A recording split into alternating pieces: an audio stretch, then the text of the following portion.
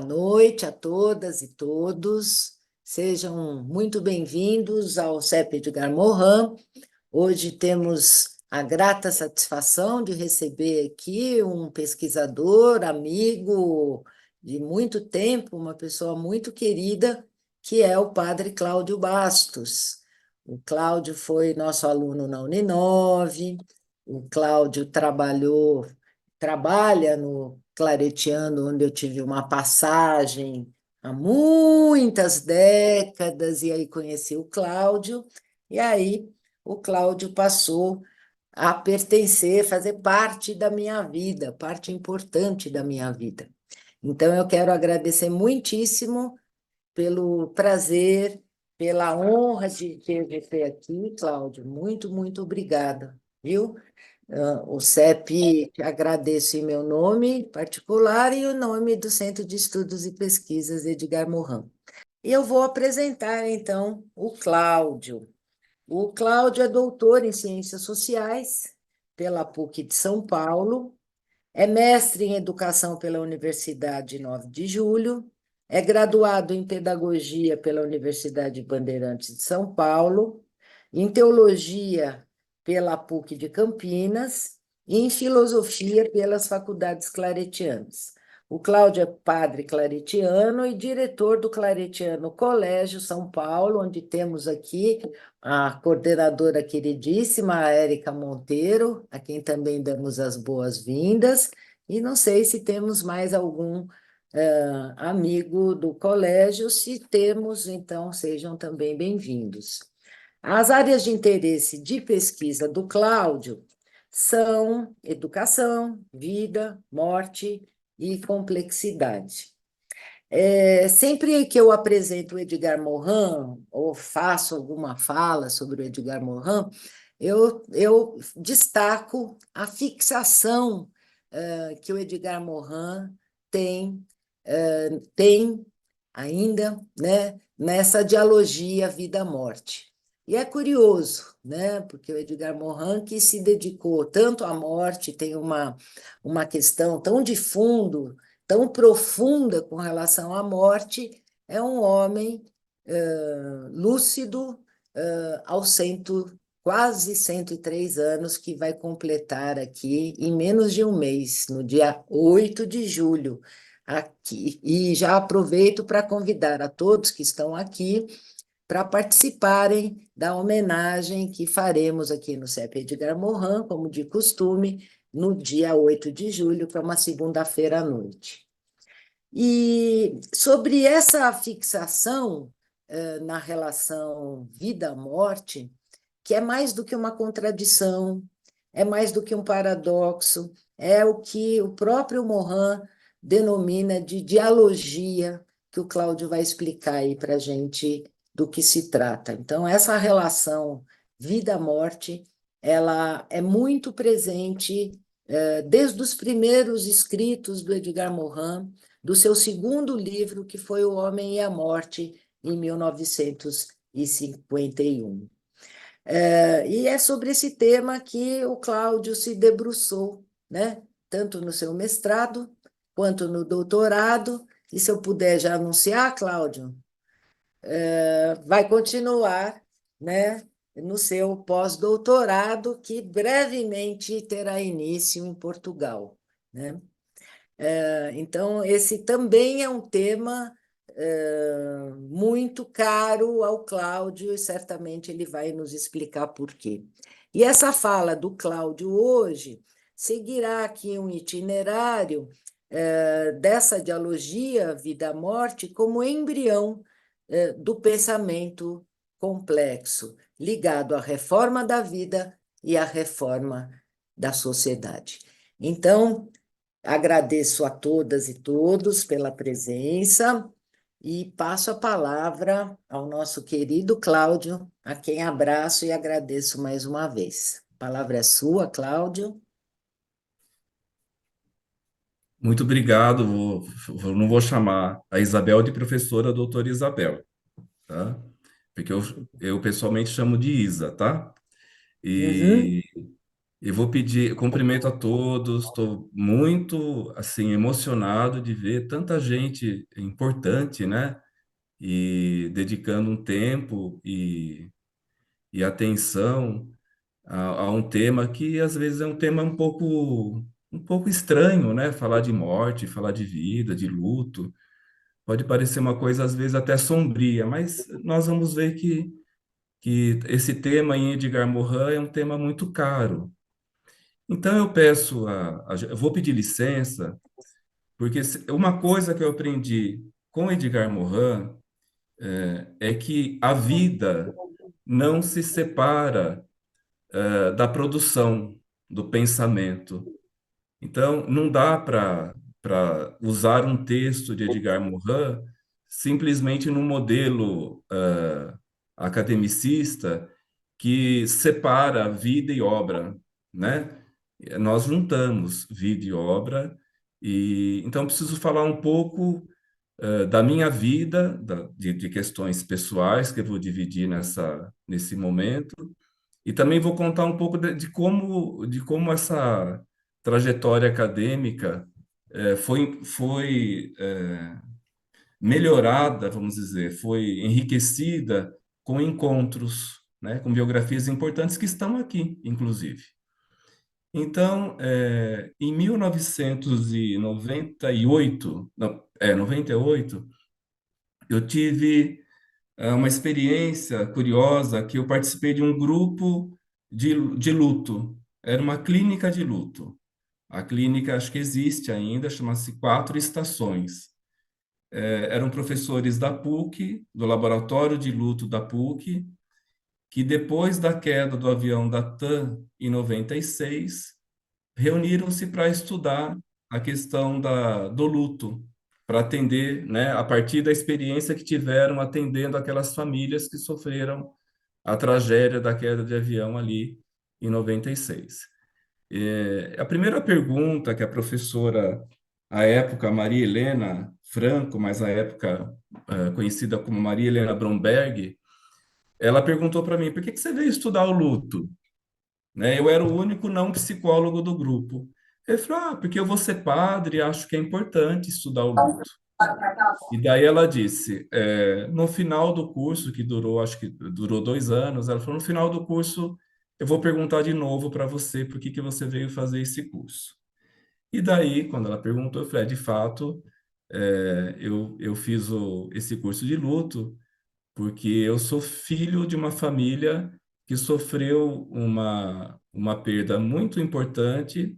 Eu tinha 3 anos de idade e perdi um irmão vítima de atropelamento. Esse meu irmão tinha 14 anos e então esse tema invadiu minha vida, né? O tema da morte, do luto, dessa inquietação, né? Do que acontece quando se perde alguém tão querido numa família, invadiu minha vida. Então, eu acredito que foi uma oportunidade de entender o luto a partir da dimensão pessoal. Outro evento bastante marcante, falando sobre a importância da biografia e do pensamento complexo, foi quando, depois, já um pouco mais adulto, eu conheci a Isabel. Isabel, ela foi trabalhar no Claretiano, e eu era ainda, estava quase padre, não era diácono ainda. E a Isabel, uma professora diferente, uma professora inquieta ali, né? Me convidava para tomar café, para conversar. Vamos sair um pouco daqui, sair um pouco, vamos ali na esquina, vamos conversar. Isabel, um dia olhou nos meus olhos, ela falou assim: pode falar, pode falar da sua vida, pode falar dos seus sentimentos. E isso, para um jovem seminarista que aprendeu a muito bem conter as suas emoções, a ser ter uma vida privada muito fechada, foi novidade. Eu falei: mas o que essa mulher quer saber da minha vida? Mas eu entendi que o interesse de fraternidade, de amizade, de abrir horizontes a partir do pensamento, né, dos estudos, foi muito importante. E foi um divisor de águas na minha vida. Então, foi a Isabel que me levou, que me apresentou Edgar Morin, que me levou para fazer o mestrado, e onde eu conheci uma equipe muito interessante, né? Então, aqui eu quero cumprimentar o Marcos Lorieri, que eu sei que está aqui. O meu orientador foi o professor José Queiroz, excelente pessoa e excelente mestre. Tinha ali a Cleide, a Elaine e outros professores que eu não vou correr o risco de me perder nas citações, mas A Elaine realmente. está aqui. A Elaine está aí? Ah, que prazer. Então, foram professores que fizeram muita diferença, assim, né? E eu já tinha aquela formação, né, clássica, né, filosofia e teologia, né? E de repente estudar Edgar Morin foi uma desestruturação pessoal também, né? Acolher a incerteza. Como assim, princípio de incerteza? Acolher a dúvida. A gente foge da dúvida, a gente quer ter certeza, a gente não quer ter dúvida, né? Acolher o diferente. Então, realmente, foi um impacto o pensamento complexo na vida. Não foi apenas uma reestruturação de arquivo de livro, de resenha. Foi uma mudança de vida, de pensamento mesmo, né? De conduta, né? Incluiu uma moralidade, uma ética, assim, diferente, né? Que apreciava o diferente, que apreciava a incerteza, que acolhia a dúvida, que não era tão autoritária, que era dialógica, dialogante. Então, Edgar Morin foi uma aprendizagem de refazer. Depois, né, quando a gente lê, né, começa a ler, né, por que que é a reforma da vida, é a reforma do pensamento. Então, foi um tema que me marcou bastante, né? As pessoas e a obra, né? E depois tivemos, né, a oportunidade de conhecer o próprio Edgar Morin, seja pelos livros, pelas palestras que ele, quando ele vinha para o Brasil, que perseguíamos, né? Vai, dá um jeito, vamos no congresso, vamos ver, e aquele desejo de ficar perto, de escutar, de perceber. Tivemos a oportunidade de viajar, a Isabel me levou, né, para conhecer Edgar Morin em seu próprio local, ali em Paris. Então, foi uma oportunidade de vida muito interessante e eu cumprimento a Isabel porque ela é essa pessoa que fez isso por mim e eu sei que faz por outros, né? Por outros tantos alunos e colegas que ela cativa pela obra e pela vida. E também cumprimento de maneira especial a Maria Cândida, né? Que está nessa fundação também, né? Dessa jornada que elas empreendem pelo CEP, né? Que reúne cabeças e mentes e personalidades e biografias interessantíssimas. Bom, era essa a introdução. Depois também eu tive, por que que foi juntar Edgar Morin e Paul Ricoeur, né? Teve um fato que me surpreendeu bastante no pensamento sobre a memória e a história, foi quando eu acompanhei o finalzinho da vida dos meus avós.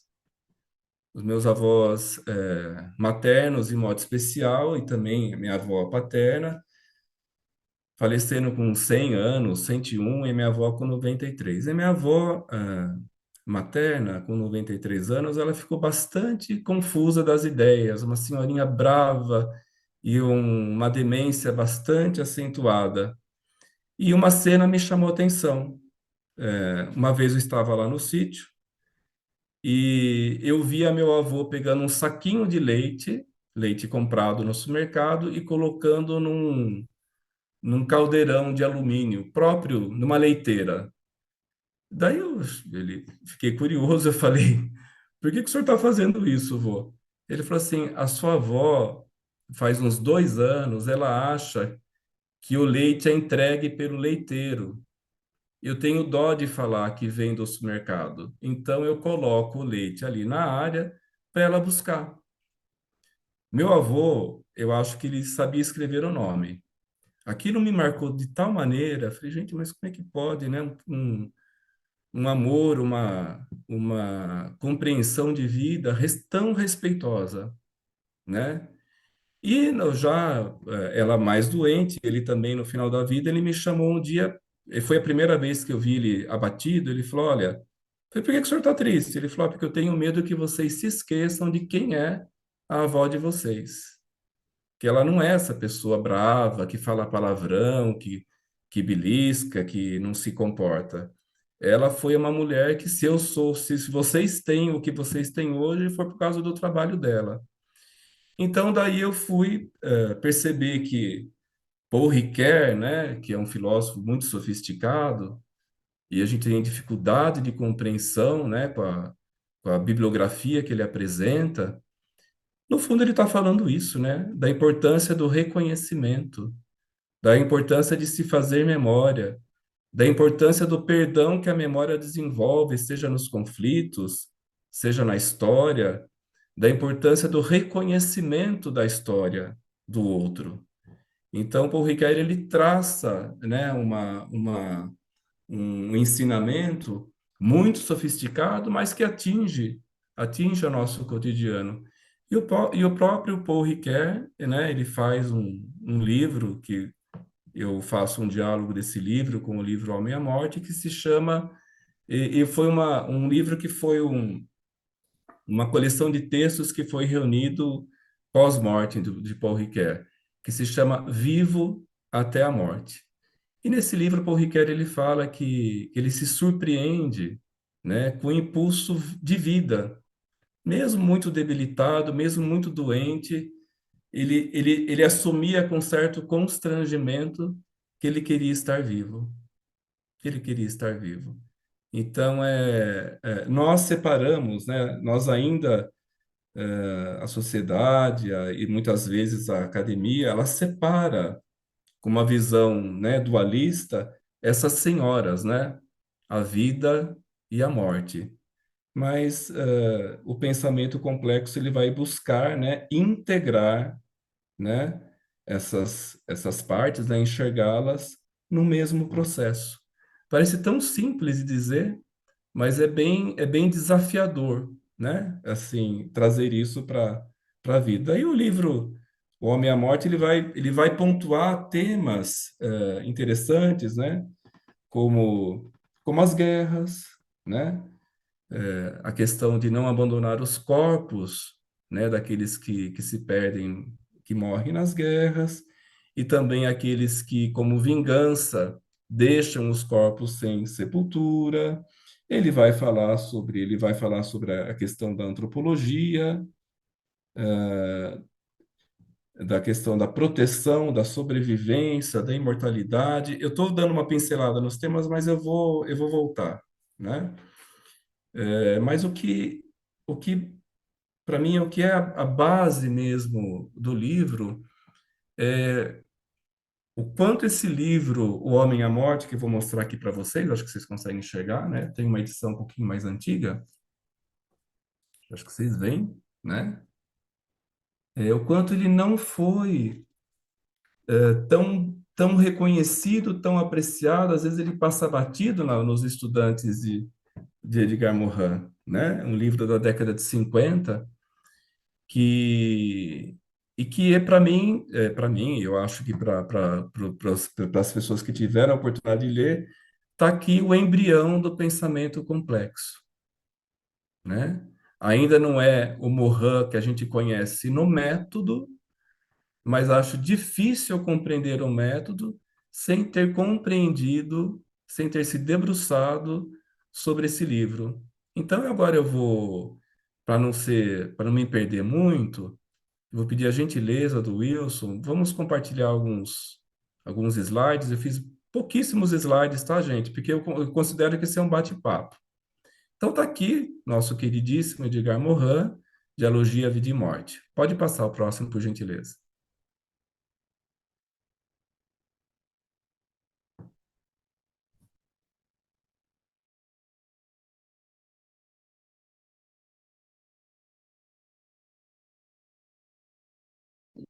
Desligou seu microfone, Cláudio.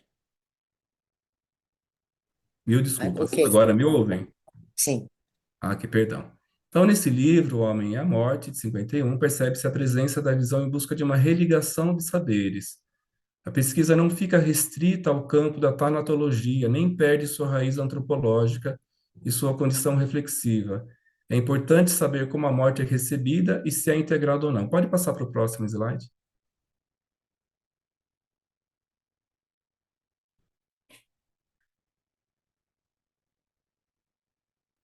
Tá com um pequeno delay, Cláudio. Já passou para o próximo? Não. Ah, tá. Mas eu posso me adiantar aqui. O que é interessante é que Morin, nesse. Ok, ok. Então, eu vou ficar na primeira edição primeiro, que é interessante. Ele conta que o livro foi recebido com críticas excelentes. Ele coloca as melhores que recebi. Mas ele fala que não teve sucesso de livraria, de bilheteria, né, por longo tempo. Ele conta que numa tiragem de 4.000 exemplares, só conseguiu vender 2.000 exemplares, não dois livros, 2.000 exemplares. O que levou o editor a lhe comunicar, em 1960, que destruiria certo número de exemplares. E Mohan atribui a rejeição ao tabu reinante em relação à morte. Esse tabu ficou muito presente, acredito, até pouco tempo, vamos dizer, né? A gente fala que hoje em dia as crianças, né, elas sabem dizer com detalhes como vieram ao mundo. E quando o avô morre, um tio morre, alguém morre, essa pessoa vira uma estrelinha, né? Então é curioso como a gente tem receio do tema. Daí, na nova edição de 1970, ele volta a criticar a constante negligência das ciências do homem sobre a morte. Uma frase interessante, ele diz que o homem contenta-se em reconhecer o homem pelo utensílio, Homo faber, pelo cérebro, Homo sapiens, e pela linguagem, Homo loquaz, o que o faz reivindicar por maior relevância da morte, visto que a espécie humana é a única para a qual a morte está presente durante a vida, a única que faz acompanhar a morte de ritos fúnebres, a única que crê na sobrevivência ou no renascimento dos mortos. Pode passar para o próximo, por favor?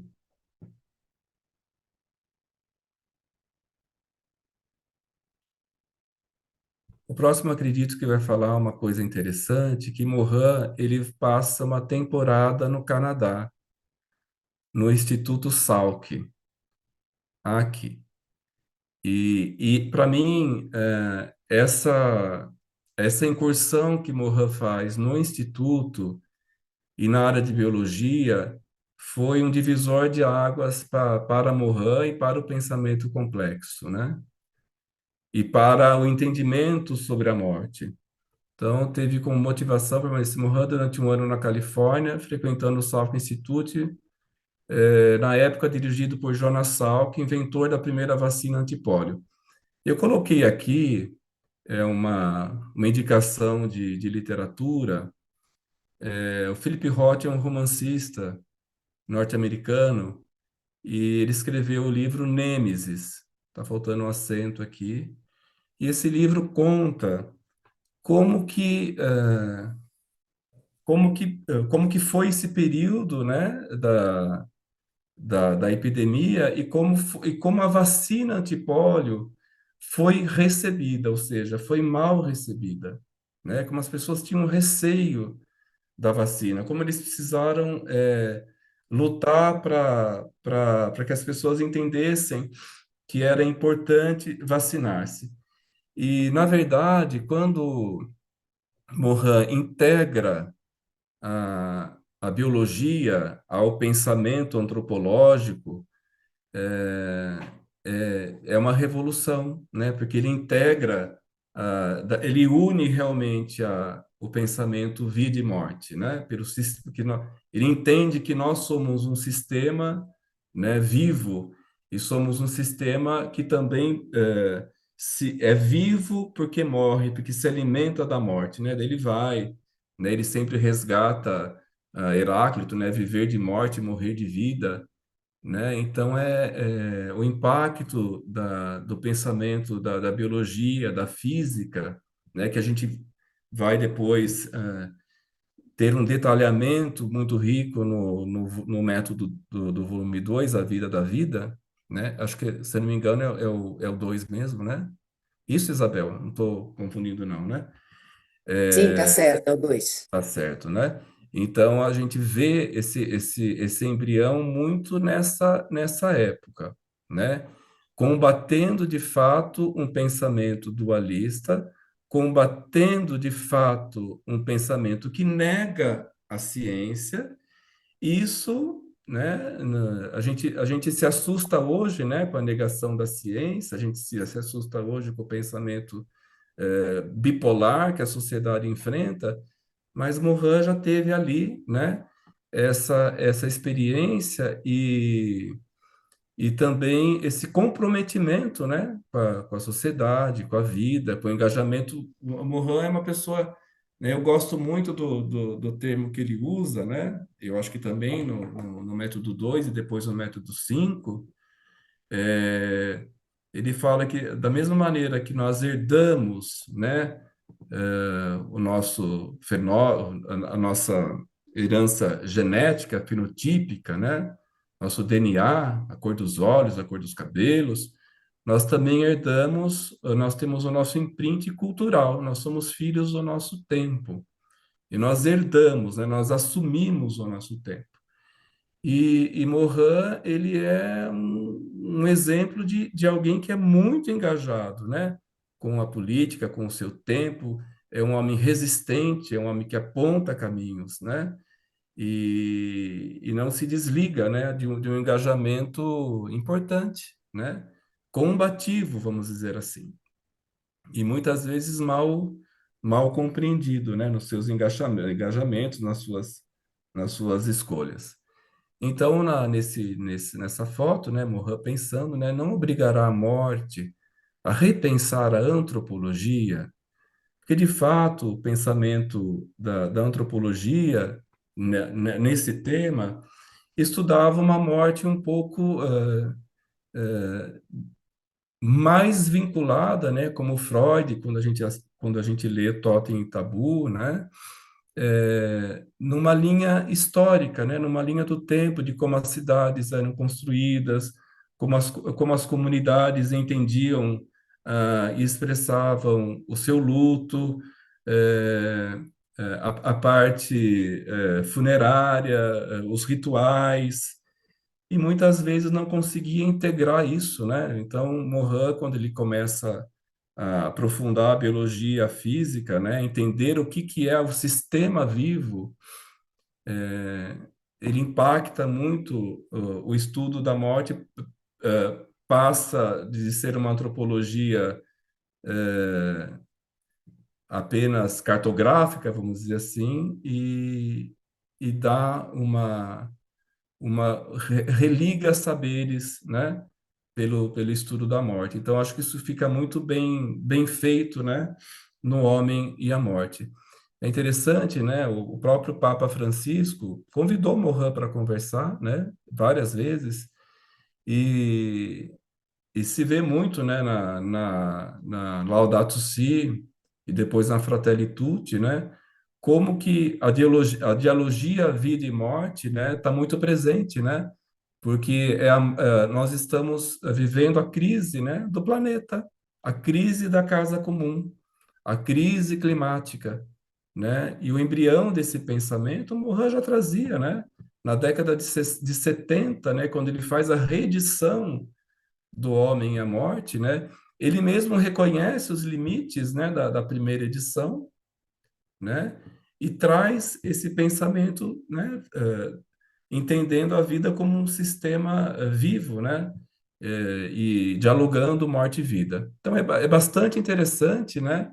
Ao ter o contato com o livro O Homem e a Morte, ficar muito atento aos prefácios que Morin faz, que são bastante elucidativos.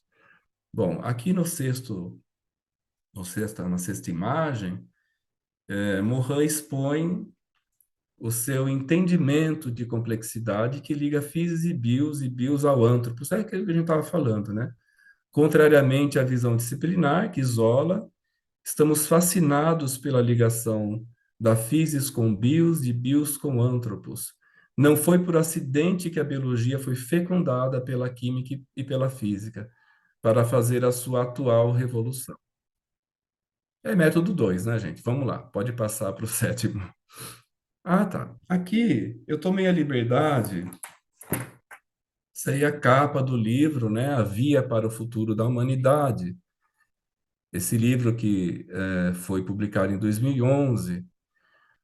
Morin parece que num fôlego só, né? Em 2 páginas, 3 páginas, ele faz um capítulo sobre a morte.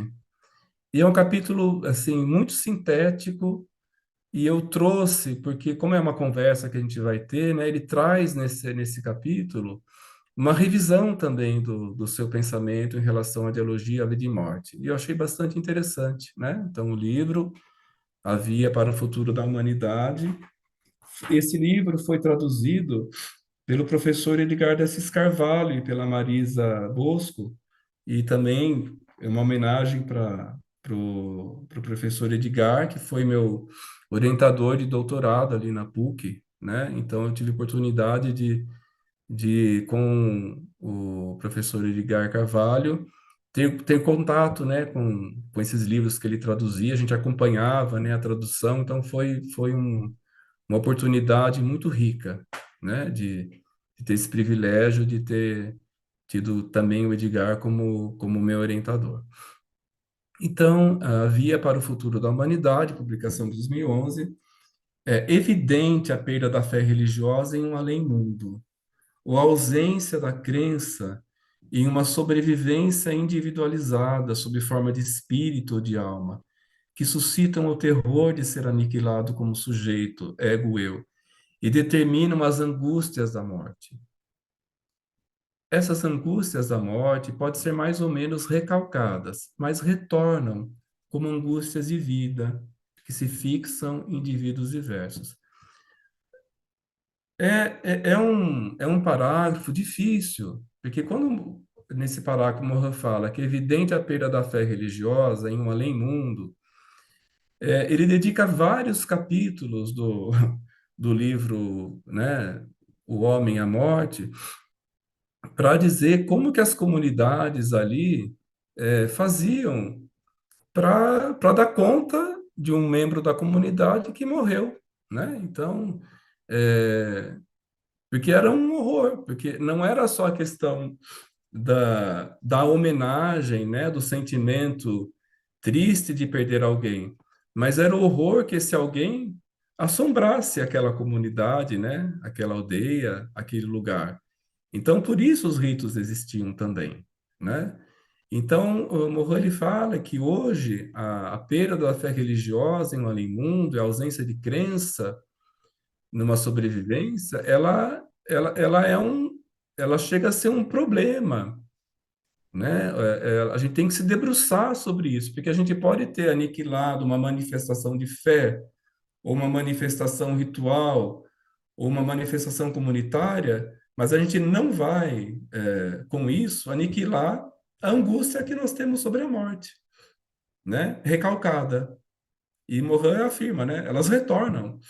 Então, a gente não é um problema que a gente não possa encarar. E daí eu tenho até medo de falar, né? De detalhar isso, porque eu estou aqui com a Elaine, né? Que tem propriedade para falar, e eu vi que também estava o Francisco Maurício, que é psicólogo. Então, eles devem ter muita história, né? Muito lugar, né? De fala sobre as angústias, né? Do luto, né? Isso é um tema interessante que Edgar Morin provoca assim logo de cara no início desse capítulo. Pode passar o próximo slide, por favor? E daí ele faz, né, uma observação, ele fala, olha, a morte permanece invencível. Daí ele cita a Bíblia aqui, né? Mesmo que o Cântico dos Cânticos assegure que o amor é tão forte quanto ela, a verdade do amor é que ele sim é muito forte, mesmo que não consiga vencer a morte. o que pode não dissolver a angústia da morte, mas pode ajudar a superá-la. Reside na inserção do eu vivo no nós da comunidade amada. Morin, ele começa a dar impressões, né, sugestões de como enfrentar a angústia da morte. Eu tive a oportunidade, a Isabel estava junto, e isso foi no mestrado, nós fomos num encontro em Brasília, e eu muito timidamente fui contar, né? A Isabel me empurrou ali, falou, pergunta, faz uma pergunta.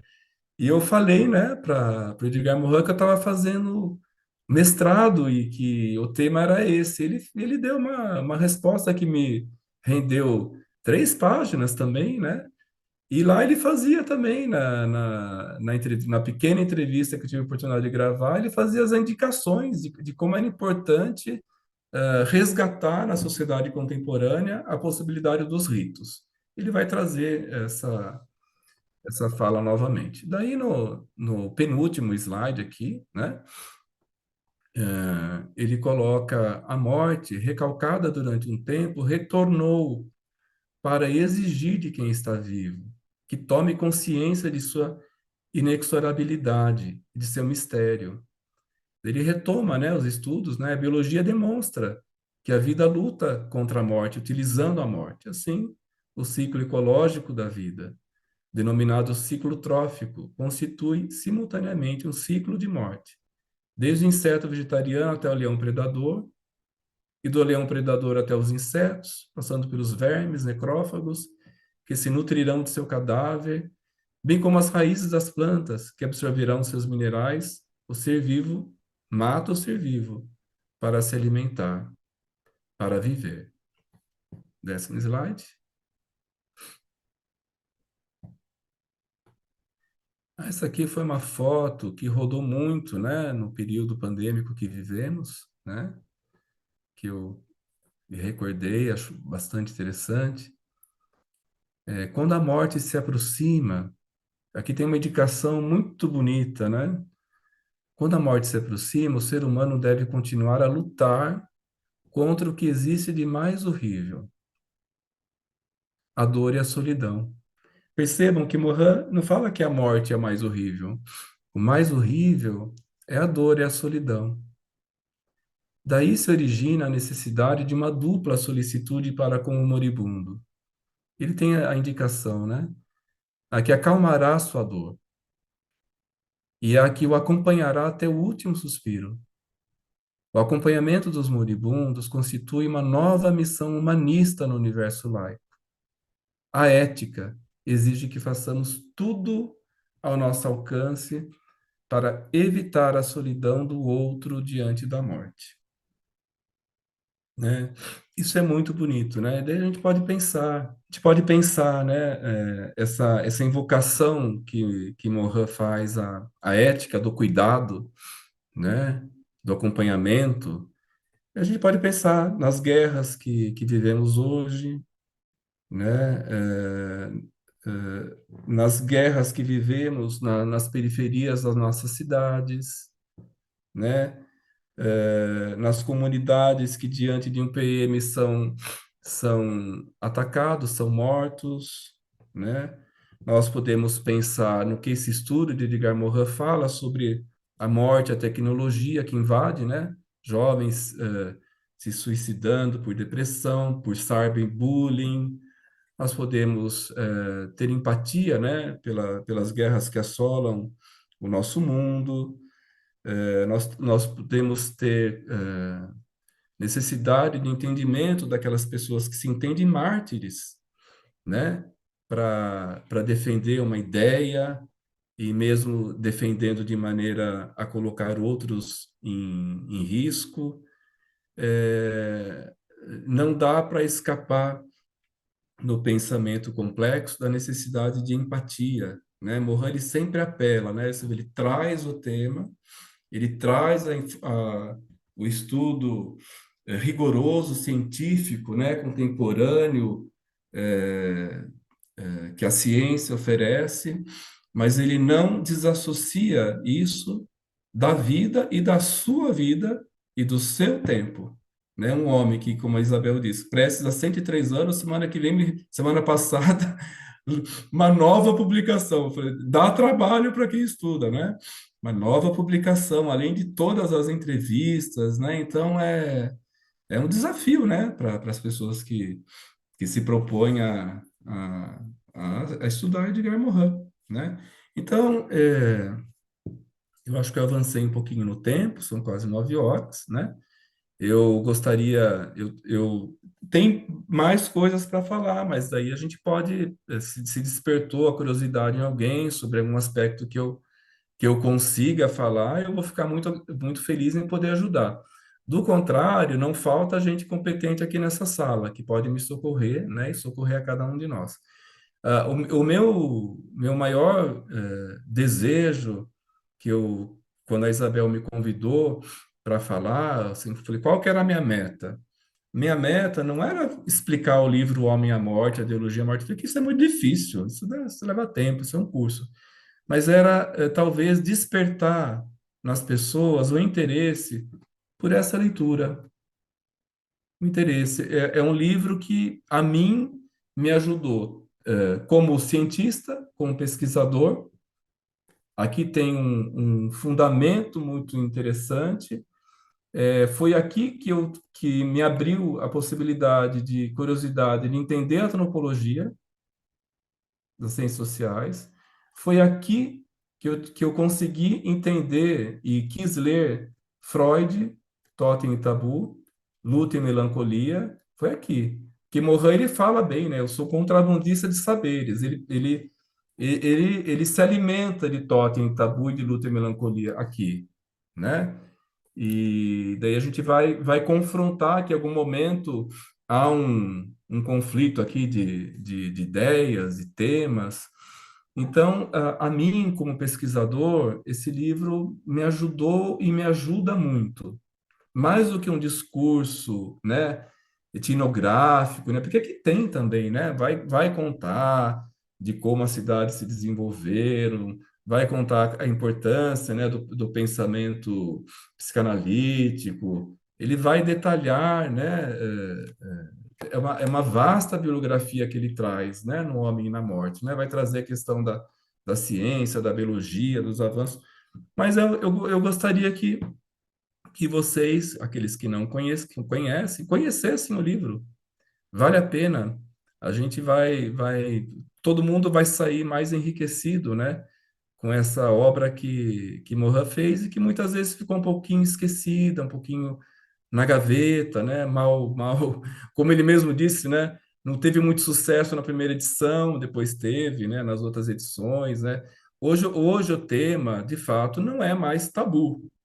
O tema da morte não é mais tabu, mas muitas vezes ainda ele é encarado de maneira muito fragmentada, né? Basta quando a gente passa por um processo de luto e a gente vai, e eu também fui, todos vão, e a primeira coisa que tem é um remédio para tomar, né? Para ansiedade, para angústia, né? Mas a gente sabe que esse remédio para ansiedade e para angústia ele não vai ser suficiente, né? A gente precisa, né, abraçar, né, a vida e abraçar essa senhora que é a morte, né? Que caminha conosco.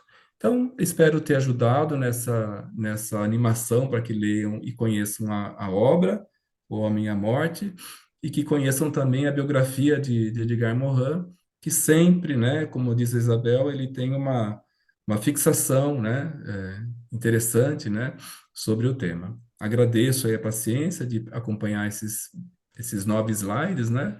E tuas ordens, tá? Obrigado. Muito bem, muito bom te ouvir, muito bom te acompanhar nessa reflexão, né? De fato, o Morin continua, né, com essa discussão. Eu encomendei, chegou hoje, estava tirando o plástico aqui, que chegou há pouco, esse livro do Morin, que saiu no ano passado, a tradução aqui no Brasil. Eu ainda não li, que é o Entrevistas com a Laura Adler, e ele fala aqui o segredo da longevidade, né? Numa das entrevistas que se tornaram aqui, as entrevistas se tornaram capítulos, ele fala, os dois últimos capítulos são o amor de novo e sempre, e o eterno apaixonado, o amor como segredo da longevidade, que o Cláudio trouxe aqui, né, como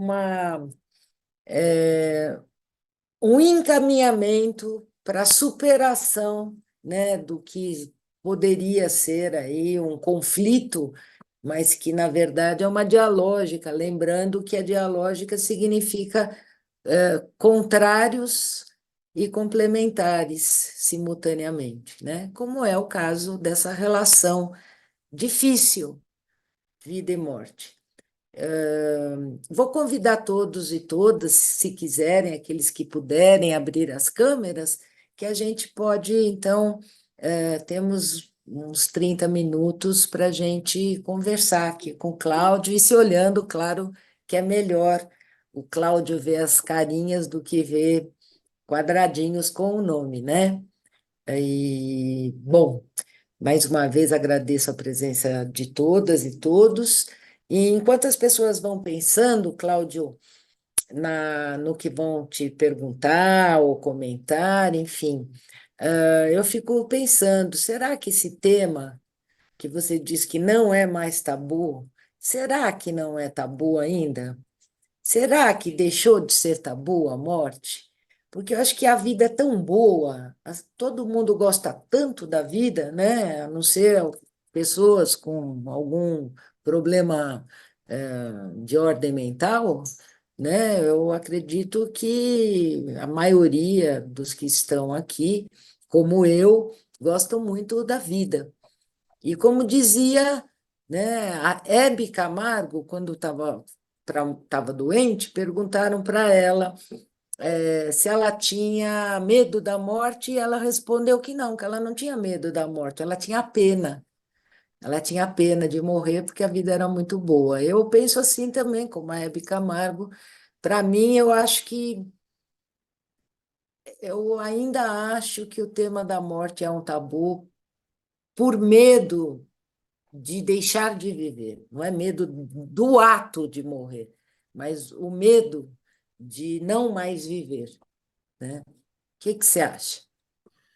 É, eu concordo, viu? Não, talvez tenha diminuído o tabu na pesquisa, né? Se você olhar em 1950, depois na década de 70, 80, 90, e hoje o tamanho de publicações a respeito do tema da morte, você vê assim, tem, tem bastante produção.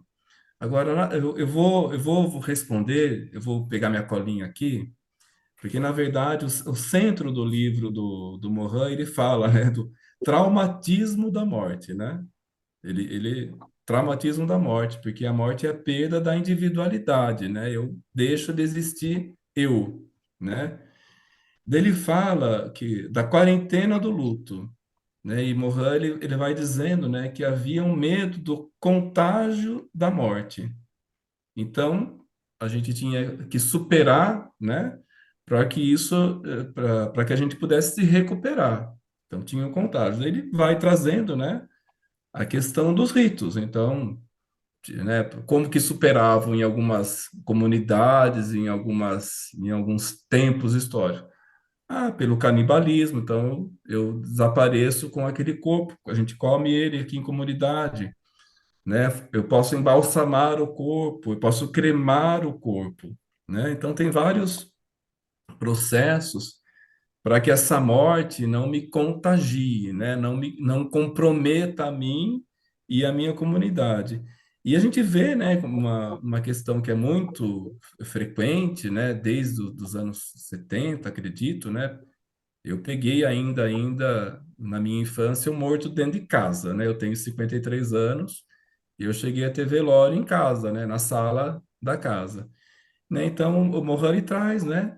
Que a gente faz um esforço, né? Não só Mohan, como os estudiosos do luto, né? de colocar, fazer um distanciamento, né? Então, hoje é aquilo, né? O clássico, né? A gente chama, a pessoa está meio mais para lá do que para cá, já chama, já vai no médico, já interna para morrer lá, né? Para eu não ver, para eu não sentir, né? Para eu não sentir o cheiro, a cor, o mal-estar de acompanhar esse processo onde o corpo tá em falência. Então a gente deixa o morto bonito, né? Faz maquiagem, põe flor, né? Então, de fato, Isabel, você tem toda a percepção, acho que é feliz, né? Assim, a gente tem isso, né? E daí você vê, né, na literatura, hoje em dia, né, tem muito filme, né, muita série que trata, né, essa questão como o Mohan fala, né, do traumatismo da morte, né, e do medo que esse evento me contagie, né, no sentido negativo mesmo, né, que ele me deixe doente, né, que ele me faça mal. Então eu preciso maquiar esse trauma que eu tenho, né? E, bom, então desculpa, acho que me alonguei também na resposta, Isa, mas acho que é isso aí. Tá Ah, e agora eu tô certo? vendo a Elaine, que saudades. Um beijo, viu, professora? Liga o som. Elaine está com o microfone desligado. Grande Continua uma prazer te professora. ouvir, que alegria. Fiquei muito feliz. Se Eu você me mais, que saudades. Olha aqui verdade. eu fazendo chacrinha aqui para Elaine, hein? Posso fazer um comentário? Por favor, Lógico, professora. Não estou sempre. atravessando aqui, é que eu ainda me atrapalho com o Zoom. Peço desculpas aos participantes, eu me atrapalho com o Zoom. O que eu queria comentar com você, eu tive uma perda muito recente, ou relativamente recente, e os meus netos todos, como você mesmo apontou, me parece que nós voltamos à questão da crença e dos mitos, né? Todos eles estão sabendo que o avô virou uma estrelinha, morreu e virou estrelinha, né? Mas eu tive um danado que perguntou no céu qual que era o avô dele no céu.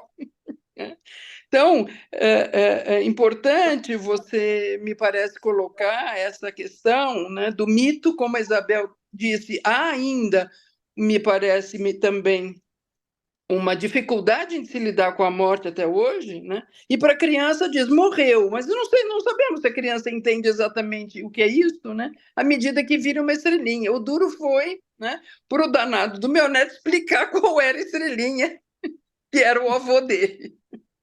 Adorei, Era Elaine. só. Ó, primeiro, um abraço, meus sentimentos pela perda recente. Obrigada. E, de fato, ó, eu me lembrei de uma sobrinha minha, quando o meu pai faleceu, ela devia ter uns 5 anos, né? Porque o luto infantil, você sabe, né? Quem é da área, é um processo bastante delicado e que precisa acompanhar, porque a criança pode até entender que ela tem participação, né? Da causa, né? Ou não, conforme for a situação. E a minha sobrinha, ela estava às vésperas, ela estava há 5 dias de fazer aniversário. Daí ela chegou para mim, né? Tava meu irmão do lado, que é o pai dela. Ela falou assim, tio, o vô morreu? Eu falei, morreu. E ela falou, morreu. Daí eu falei, morreu, não tem, o vô não vai estar em casa mais, morreu, né? Uma resposta objetiva. Ela perguntou, morreu? Eu falei, morreu. Ela voltou. Ela foi lá fora com as crianças, ela voltou, ela falou assim: o vô semana que vem vai morrer de novo? Eu falei: não, quando morre, não volta. Daí ela virou e falou assim: ah, então vai ter festa de aniversário para mim, né? Falou, vai. Eu achei, assim, falei: olha, porque a criança, ela é o centro, né, do universo, né? Então a preocupação dela, ela não Claro. entendeu, né? Não internalizou que a morte é uma coisa triste, uma coisa que não tinha essa impressão do que é a ausência, né? Nunca vivenciou separar-se de alguém, perder alguém. Talvez fosse ali a primeira impressão família. mas ela já sabia o que era celebrar a vida, o que era uma festa de Exato. aniversário, não queria perder. Então, eu falo, olha, daí eu falei para o meu irmão, a sua filha é um monstro. Ele é um monstro. Mas, enfim, para mim foi um episódio interessante, né? Para realmente a gente não ter medo, né? De colocar, Hum, expor a criança, né? Ao morto, ao ritual, né? A responder aquela pergunta, né? exato, exato. Qual a estrela? Olha, não estou vendo direito, pode ser aquela, né?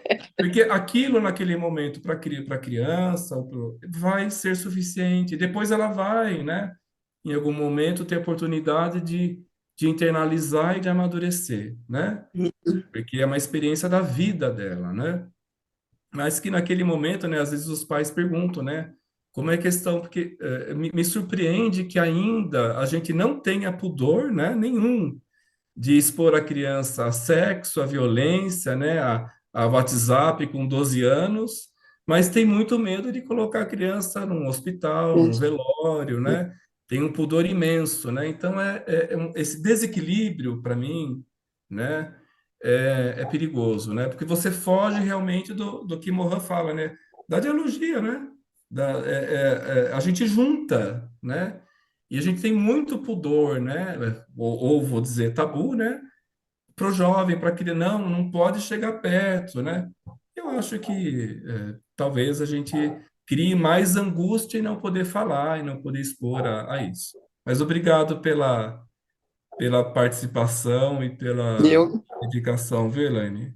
eu que agradeço, Cláudio. Uma maravilha te ouvir. Muito obrigada. Obrigada, Isabel, por nos possibilitar esses encontros maravilhosos. E hoje, mais maravilhoso ainda. Obrigada. Ô, Lorier, Oi, Obrigada. estamos todos É, aqui. posso temos, aproveitar para comentar uma coisa? pode, depois nós temos o Carlos e o Francisco, já também com a mão Tá. levantada. Mas É, vai você o Cláudio, primeiro, Marcos. o Cláudio fez um comentário interessante aí. É, se eu entendi bem, né, que o Mohan coloca, a pessoa quando está para morrer, a gente nunca está para morrer, né, mas a gente fala assim, aquele lá está para morrer, mas eu não, né? É, mas eu acompanhei eu já estou com 8 dezenas para mais, né, mais de 8 dezenas de vida, e o tema da morte aparece sempre, né, quando a gente fica mais velho, etc. Mas eu tive a oportunidade, e acho que são oportunidades ricas, de acompanhar várias pessoas nos últimos dias de vida, né? Mas uma delas que me marcou muito foi um tio meu, que era padre católico, como o Cláudio é, né? E no último dia, na última noite, antes dele falecer, eu que fiquei no hospital com ele, conversando. Num dado momento, ele me pediu 3 coisas, né? Ele falou assim: eu sei que eu vou morrer daqui a pouco, né? Porque ele estava com uma doença terminal, câncer muito violento. E ele disse assim: fala para o médico deixar eu fumar o último cigarrinho, tomar uma cachaçinha, né? Aí eu falei com o médico, e o médico falou: de jeito nenhum. Eu falei: mas doutor, o senhor mesmo falou que é questão de horas. Ele falou assim: mas a questão de horas é uma suposição, porque ele pode sobreviver. Agora, se der a cachaçinha, o cigarro, é certeza que ele vai morrer, né? E aí o médico saiu do quarto, saiu, aí meu tio me chamou, falou assim: deixa eu te pedir mais uma coisa. Não esquece de mim, tá? E fala para as pessoas não esquecerem de mim. E o Cláudio comentou isso aí numa das passagens, ele falou do Mohan aí, né? Que é a destruição do eu da gente, da individualidade. Isso me marcou tanto, que eu praticamente todo mês eu dou uma lembradinha desse meu tio, né? Já faz aí uns 20 anos que ele morreu, né? E o aniversário dele é 1º de setembro. Todo ano eu me lembro, bato um papo com ele, não sei se ele me ouve, mas achei muito, muito interessante esse medo, né, de cair totalmente no esquecimento, né? Não sei se o Cláudio quer comentar um pouco isso. Quero sim, Achei. Marcos. Professor Marcos, olha, revê-lo é uma honra, viu? Professor, Obrigado. para mim, o professor Marcos me marcou muito pela clareza, pela didática, é um mestre, né? A quem devo muito. Morin, ele traz no livro O Homem e a Morte, depois os prefácios, ele coloca como um triplo dado antropológico, né? Uma informação mais, vamos dizer assim, de leitura, né? Então ele coloca, primeiro dado antropológico, Marcos, é consciência da morte. A consciência da morte. O segundo dado que eu acho interessante, que Morin traz, é a crença na imortalidade. E daí, Morin não fala que essa crença na imortalidade necessariamente ela é uma crença religiosa, não é? Mas que o homem, o ser humano, ele acredita na sua imortalidade, né?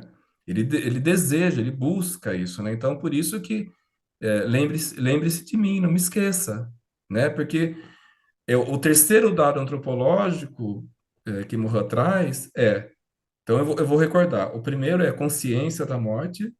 O segundo é a crença na imortalidade. O terceiro dado antropológico que baseia o pensamento do livro Homem à Morte é o horror à morte. Então, ele trabalha essas três dimensões antropológicas para desenvolver os temas, né, do luto, da morte, das guerras, né? Então, nós temos a consciência da nossa finitude. Nós, de fato, morremos. E ao mesmo tempo, o que parece que é separado, né? O que parece que seria uma, uma separação do pensamento, ele faz a dialogia. Eu tenho consciência da morte, mas eu creio na imortalidade. E o terceiro dado antropológico é o horror à morte. Então, o horror à morte é toda a construção, né, psíquica, antropológica, de como eu me defendo do morto, do sujeito morto, né? Que eu tive contato da minha aldeia, da minha casa, né? E do horror da morte da senhora morte, seja ela do clima, seja ela da guerra, seja ela de uma comunidade, né? De uma raça, né? Então eu acho que esse triplo, né, que Morin chama, né, no livro, triplo dado antropológico, vamos dizer assim, que é o pano de fundo do livro, é interessante para alimentar nosso estudo. Mas muito obrigado, Marco.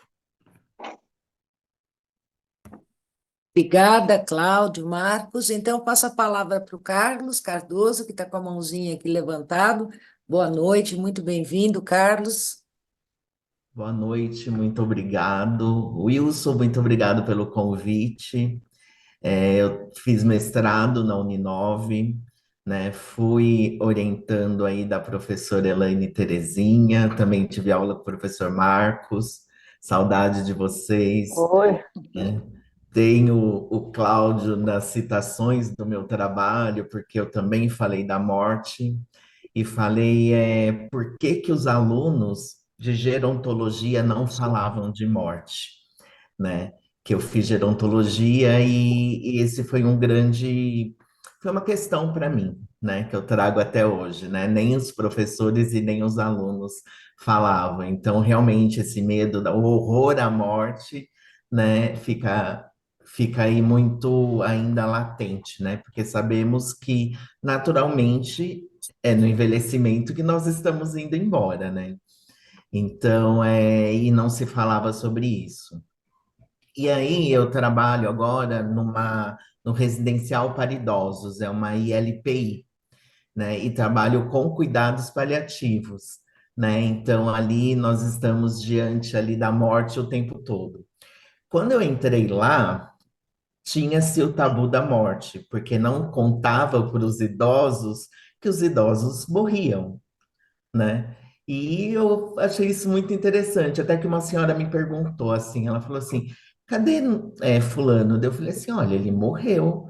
Dela, nossa, você é a primeira pessoa que fala que eles morrem, porque aqui pra gente parece que as pessoas desaparecem, né? A gente não vê mais, né?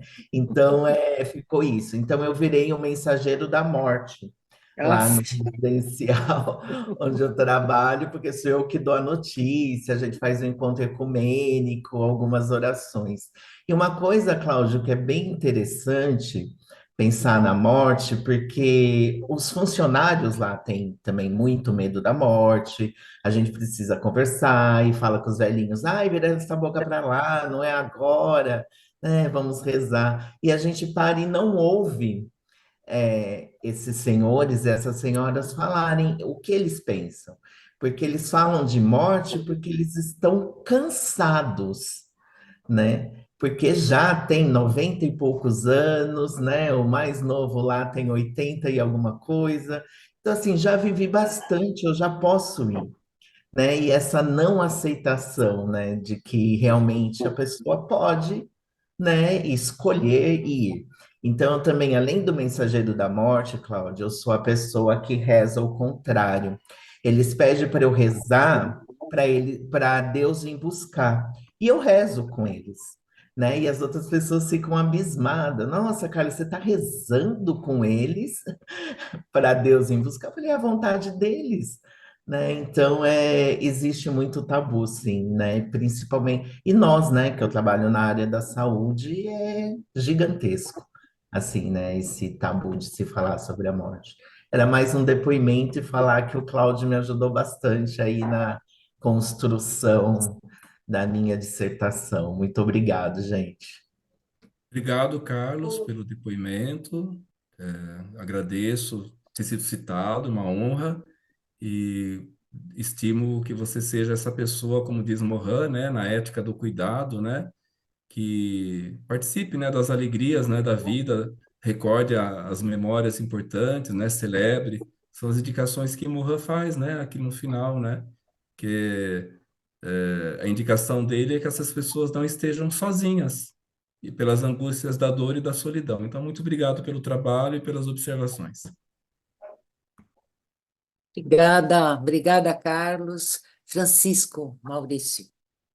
Bem-vindo também, Francisco. Professora Isabel, é um prazer conhecê-la.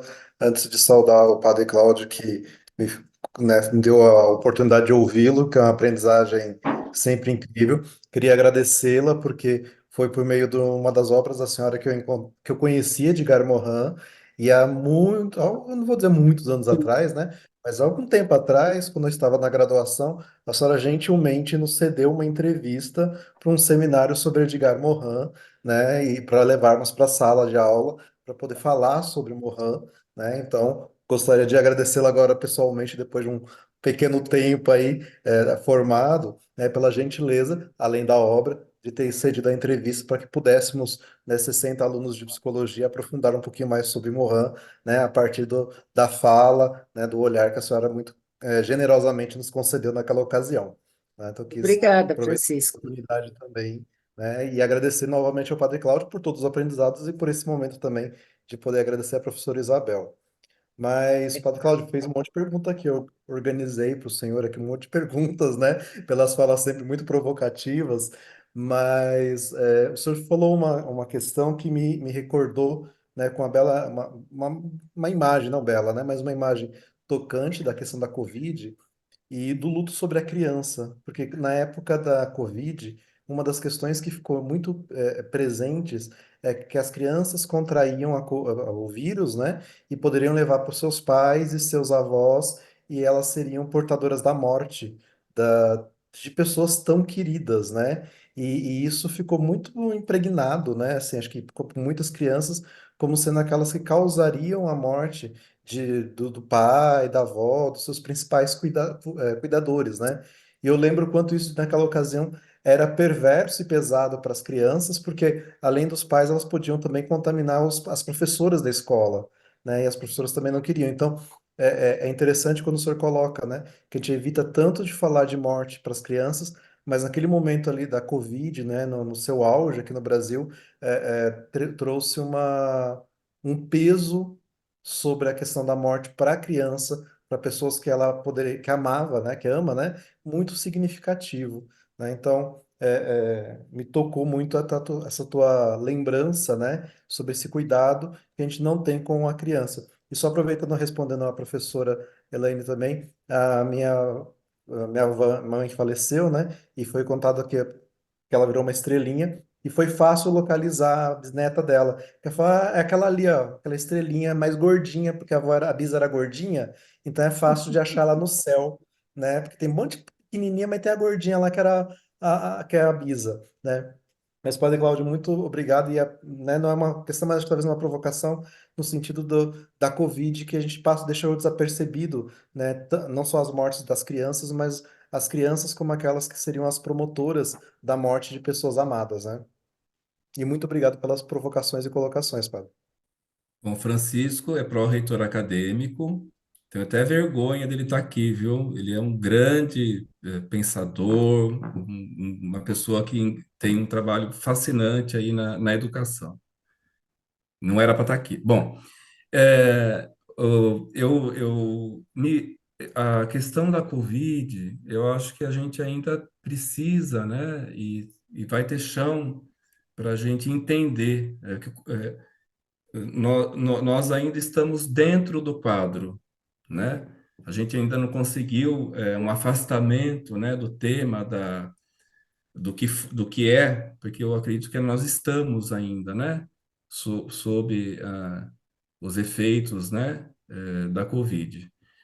A questão da criança, eu não sou especialista, né, mas eu trabalho há 24 anos, né, com escola, junto com a Érica, estou vendo a Rita aqui também, uma professora muito estimada ali do colégio.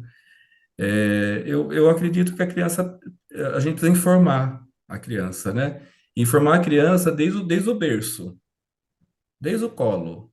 A gente informa, a gente educa, né? A gente acompanha. Não dá para deixar a criança à mercê da informação que ela vai ter no celular, né? Na televisão. A gente precisa abraçar essa criança. Uma coisa que, para mim, eu fiquei com vontade de estudar, e vou estudar também no pós-doc, é que eu achei um pouquinho hipócrita, daí uma coisa meio ácida, né? Nós reclamamos muito na Covid da falta de acompanhamento do luto, né? Do ritual, né? Do velório, agora não pode mais, em terra fechada. Nós ressentimos muito, né? Mas, na prática, eu falo assim, gente, na prática, a gente que é padre, né? Que vai em velório, você não vê criança. Malemar tem os parentes, né? Assim, me parece que foi mais do que um sentimento de não poder, foi quase um meia-culpa, né, da sociedade, da falta real de acompanhamento, né? Da falta real de acompanhamento. Então, a gente viu o quanto a gente não faz na pandemia. O fato de não poder fazer deu luz para um tema que a comunidade não está levando a sério, né? E são dois, né? Que Morin aponta, né? Eu acho que é muito bonito quando ele coloca, né, nesse livro aqui, né, a Via, ele coloca no final, né, que o que a gente precisa é acompanhar a dor da solidão e a dor do medo daquele que vai morrer. E a gente não, e as famílias não estão fazendo isso, né? As famílias, quando a coisa começa a cheirar mal, a gente vai delegando, terceirizando, né, para o hospital, para a clínica, e nada contra, pelo amor de Deus, né?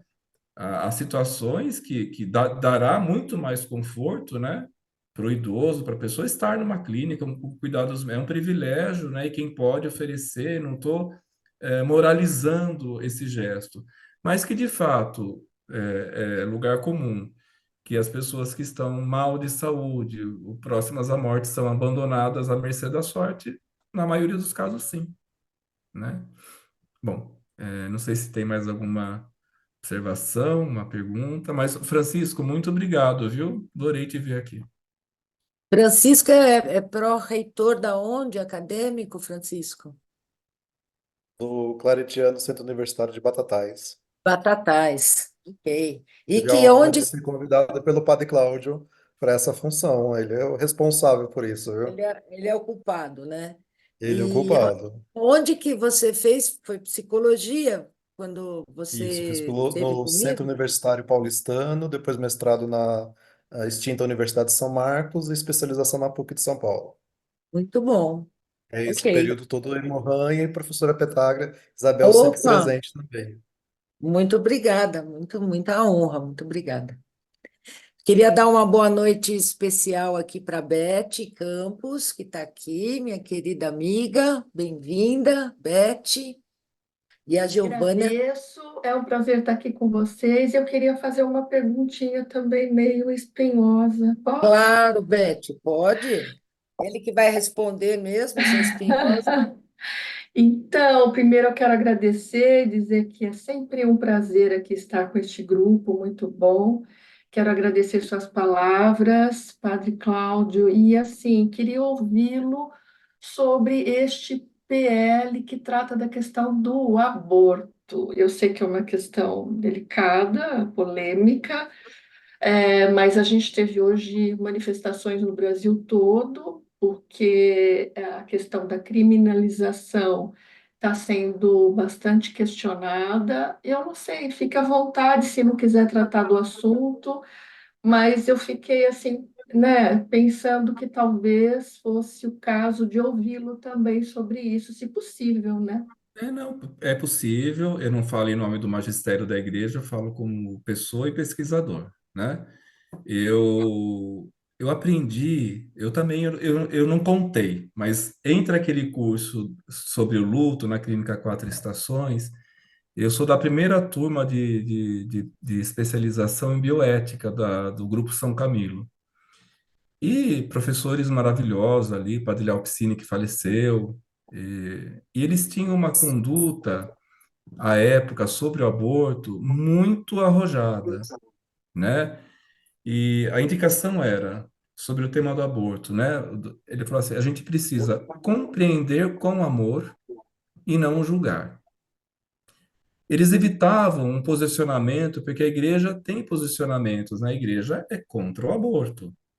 Pessoalmente, você pode ser, eu posso e sou contra o aborto.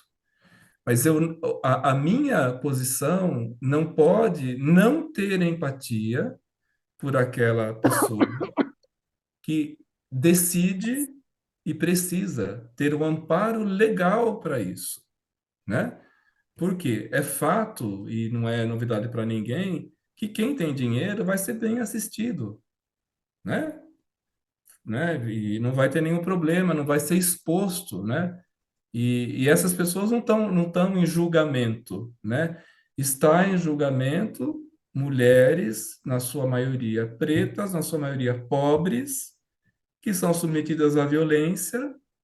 Então, eu acho que né, a minha resposta, né, meu posicionamento é aquele ali que eu aprendi. A gente precisa compreender com amor e não julgar. E eu acredito, daí a minha postura política, que é dever do Estado, né, dar às pessoas que necessitam todo o amparo no cuidado à saúde. É Mas isso que eu essa questão é acredito. um tabu, não é, nas religiões. É um tabu porque envolve, de fato, né? Você pode falar assim, ah, por que que ela está perguntando de aborto se o tema porque é a dialogia vida e morte, né? É muito delicado, né? Porque há a morte ali, a situação envolve várias mortes, né? Porque, de fato, perde-se uma criança, mas perde-se uma mãe. Mesmo que não se perda a vida, se perde uma mãe. É um luto. Então, é um tema de uma complexidade tão profunda que, claro que eu não dou conta, né? Mas a gente pode pensar, né? Porque se perde muita coisa ali. E daí eu tenho a minha opinião pessoal. Ninguém busca uma atitude dessas porque gosta, né? Porque deseja. É de uma complexidade imensa e eu acho que a gente tem que como comunidade humana, né, ter empatia, né, ter acolhimento, né, e não julgar, porque o julgamento, né, vem de um outro ego, de uma outro horizonte, né? É claro, se eu for julgar a partir do meu horizonte, daquilo que eu acredito, da minha fé, da minha crença, eu vou condenar esse sujeito, né? Mas o mundo já tem muitas condenações para as pessoas oprimidas, né? Então essa é a minha postura. Não sei se eu contribuo, né? Se eu te deixo mais inquieta, mas de fato Não, não, não, eu lhe são temas agradeço complexos. muito, eu agradeço muito, e eu penso que é necessário ampliar esse debate, a gente precisa debater mais, precisa falar disso, porque a gente está realmente chegando nesse ponto de criminalizar. Eu também acredito que ninguém é a favor do aborto, né? Então, mas as pessoas que buscam o aborto, elas têm uma razão, às vezes são crianças que foram estupradas e tudo mais. Estupradas. Então eu não sei, eu penso que muitas vezes posicionamentos religiosos, algumas correntes religiosas, acabam levando a sociedade a esse tabu, a essa questão da criminalização. Então eu não sei, eu entendo que esse é um tema que eu acho que precisa ser mais debatido, né? Eu acho que, e agradeço muito aí o seu posicionamento, né, a sua fala. Eu também penso igual o senhor, também acredito nisso. A gente não deve criminalizar, ao contrário, a gente deve dar assistência a essas pessoas, né, porque de fato a gente está lidando com essa questão da vida e da morte, né, é muito complexo. Então acho que de fato a gente precisa ampliar esse debate. Então agradeço muito a sua fala. E também coloquei no chat, para quem não assistiu o filme A Partida, é um filme japonês lindíssimo, né? Um rapaz que cuida das pessoas que morrem, então aquela coisa da ética, do cuidado. Eu achei esse filme belíssimo, né? Então eu lembrei muito, né, com a sua fala, lembrei muito do filme. Obrigada, viu? Foi um prazer ouvi-lo. Prazer é meu, eu que Obrigada, agradeço. Isabel. Obrigada a você, Beth. Cláudio, obrigada. Tenho também uma indicação aqui no chat do Francisco também, falando que lembre de mim, porque alguém, o Marcos falou, né, do tio, que pediu para não se esquecer dele. Ele pôs Lembre de Mim, é um trecho da música que o neto canta para o bisavó no filme Viva a Vida é uma Festa. Então fica aqui mais uma indicação. E a Giovânia quer fazer um comentário, a gente vai encerrar depois da Giovânia com as considerações do Cláudio, a pergunta da Giovânia, tá bom? Por causa do Obrigada. horário. Obrigada, Giovânia. professora Isabel, e obrigada, professor Cláudio. É um tema bastante singular, esse tema, a morte, né? Eu sou uma estudiosa de Mohan, mas nunca ingressei por esse caminho ainda, mas é um tema que me apraz muito, não é? E, todavia, eu sempre circulo o caminho da morte por Heidegger, certo? O Heidegger sendo o ser da finitude, não é? E também por Norbert Elias. Norbert Elias, eu não sei, professor Cláudio, se o senhor trabalhou, acredito que sim, né? A solidão dos moribundos. E quando a professora Petraglia falou inicialmente para abrir o debate, falando de um certo mito, ainda um segredo, vamos dizer assim, sobre a morte, foi o que me veio rapidamente à cabeça, foi esse livro do Norbert Elias, A Solidão dos Moribundos.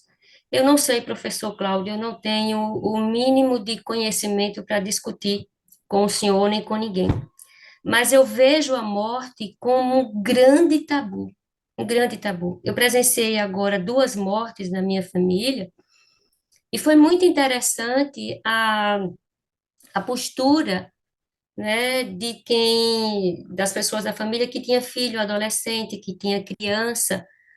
Houve aí foi erguida uma barreira, né? E essas pessoas doentes, ela, como diz Norbert Elias, elas foram retiradas do convívio social e foram colocadas lá no hospital, com todo cuidado, com todo o aparato técnico, de saúde e tal.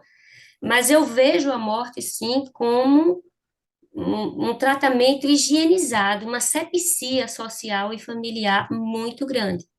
E os hospitais, os asilos, para mim, claro, eles têm outra função, que é muito bom, mas eu vejo muito claramente, pelo menos com as famílias que eu mais frequento, esse lugar, esse depósito, diria Foucault, né? Esse depósito, como já foram os hospícios, como continuam sendo as casas prisionais, né? E os hospitais agora repaginados, reconfigurados, ainda mais higienizados, frios, técnicos, né? Como um local de, olhe, o moribundo fica ali. Então, o que é que o senhor acha a respeito disso, professor Cláudio? Ou eu estou Não muito tem. seca, estou muito errada com isso, não sei. Não, não tá. Obrigado, Giovânia, por ter participado, por ter tido a delicadeza de, né, mostrar aqui as suas intenções. Quero trazer duas observações, né, que eu penso ouvindo a sua fala. Primeiro, eu acredito que o horror à morte não é privilégio da sociedade contemporânea, né, como diz, como trata, né, Morin, o homem à morte, né, esse horror à morte, né, o triplo dado antropológico, recordando, né, nós temos consciência da morte, mas nós temos horror à morte.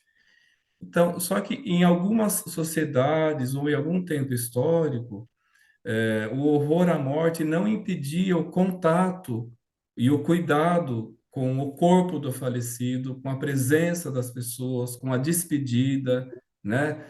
O luto, né, na sociedade, vamos dizer, sempre foi muito marcado, né? Se vestia de preto aqui na nossa sociedade ocidental, né? Então se guardava o luto, tinha a quarentena do luto, né? Para que a gente pudesse aplacar de alguma maneira o que Freud chama e que Morin, né, se desenvolve, aplacar o contágio da morte, né? Então eu me defendo da morte cuidando do luto, né? Então ao mesmo tempo é uma homenagem que eu presto, mas na verdade inconscientemente eu estou me protegendo. Eu tenho medo que ele volte. Ele morreu, ele não pode voltar, então eu tenho que me proteger, né? Daí a psicanálise pode nos amparar melhor. Mas, de fato, eu acredito, né, que nos nossos tempos, né, a gente conserva o horror à morte, mas não conserva, não dá elementos, né, de despedida, de memória, né, de respeito, né, que hoje a gente fala, inclusive, com a questão do respeito, né, não se dá o tempo dedicado a uma despedida, né, a gente banaliza, né, qualquer ritual, qualquer estágio de silêncio, né, de contemplação diante desse evento, que é único, né? Então, eu acho que a gente conserva, né, a nossa estrutura humana, antropológica, mas a gente tem perdido, né? Perdido muito, né? Virtualizando muito, né? ah, esse contato que a gente tenha. Mas eu agradeço as suas observações e as indicações de referência, né? Seja por Heidegger, por Norbert Elias, eu eu apenas li, não aprofundei, não posso discorrer sobre, mas eu conheço, né, as obras que a senhora e os autores que a senhora citou. Muito obrigado. Isa, Cláudio, muito eu obrigado pela super. oportunidade, acho que já é hora de falar, né? Obrigado pela Eu, oportunidade. Eu estava muito intimidado, né? Muito envergonhado de vir aqui, mas agradeço demais. Foi uma oportunidade muito boa, muito nós que feliz. Nossa, muito, agradecemos. muito obrigado.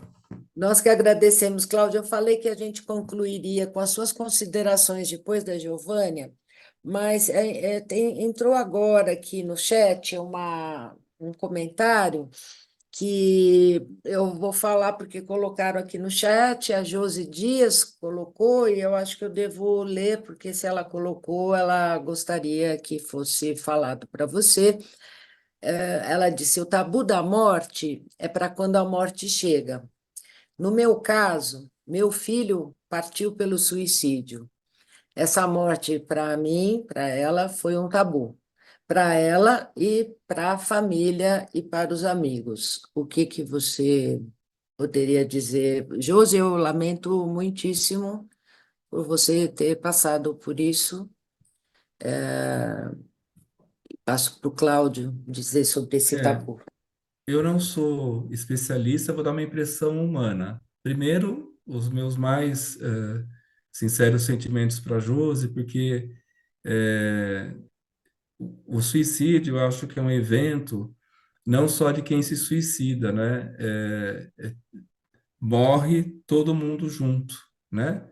É uma perda, é um impacto, é um tsunami, né?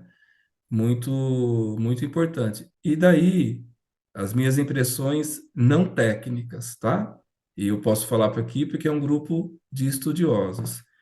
Eu acredito que nós erramos, porque o tabu em relação ao tema do suicídio, por exemplo, o número de padres que se suicidam na igreja tem aumentado muito.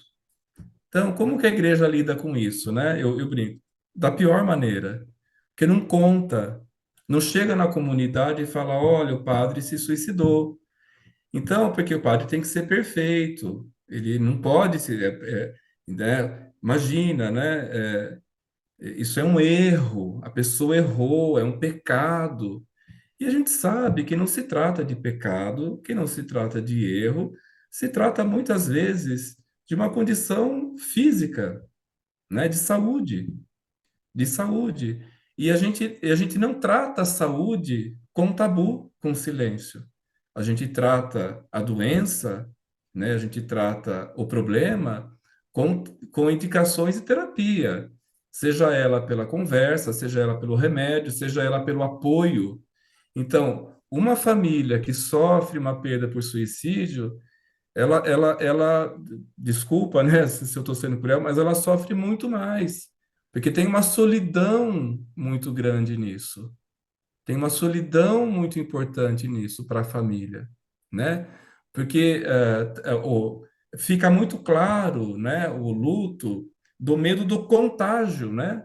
Porque então não se pode nem falar nisso, porque a gente tem a crença de que eu falando eu estou estimulando. Olha, eu não sou especialista em saúde, mas eu não acredito nisso, né?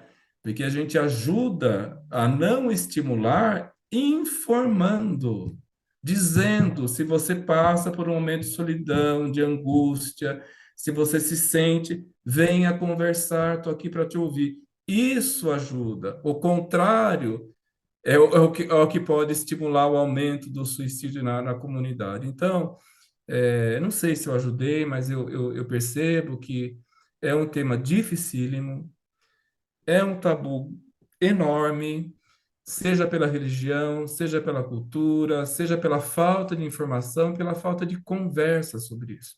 Não é à toa que tem um importante mês dedicado, né? Não sei, eu não sei o que é amarelo, setembro, outubro, né, Francisco? Que eu acho que, Setembro, inclusive, padre.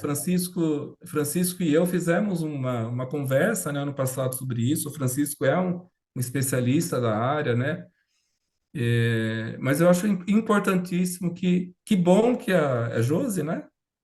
Que bom que ela falou, porque ela É, oportunizou é uma, verdade. uma, uma conversa, né, muito rápida, porque é importantíssimo, né? E Mohan faz a indicação, eu sempre volto no Mohan porque ele fala, é importante cuidar dessa dor, cuidar dessa solidão, né? Exatamente. E é uma coisa muito, muito difícil para os familiares, né?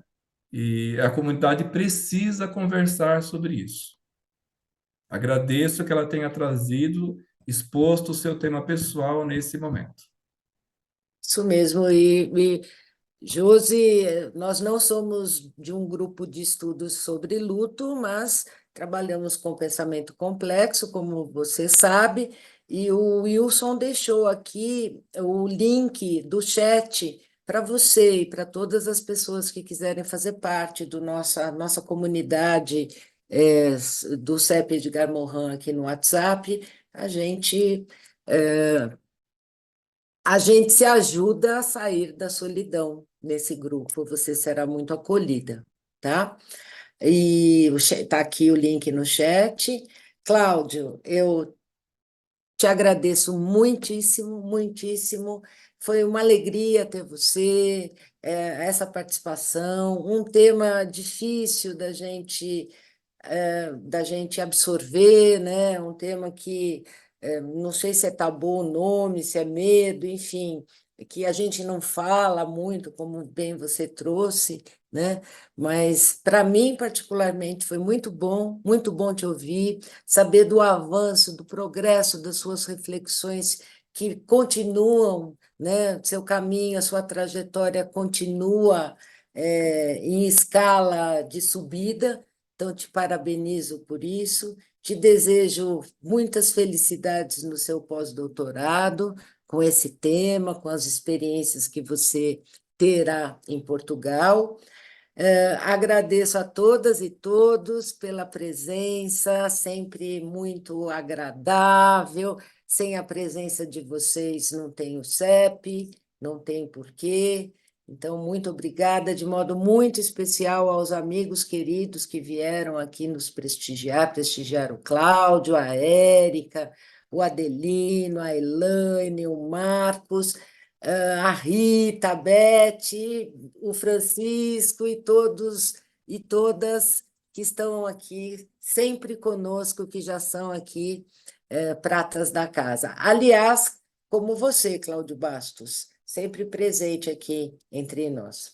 Muito obrigada, boa noite e até a próxima, gente. Abração, muito obrigado pelo privilégio. Beijo. Muito obrigada a você. Beijão.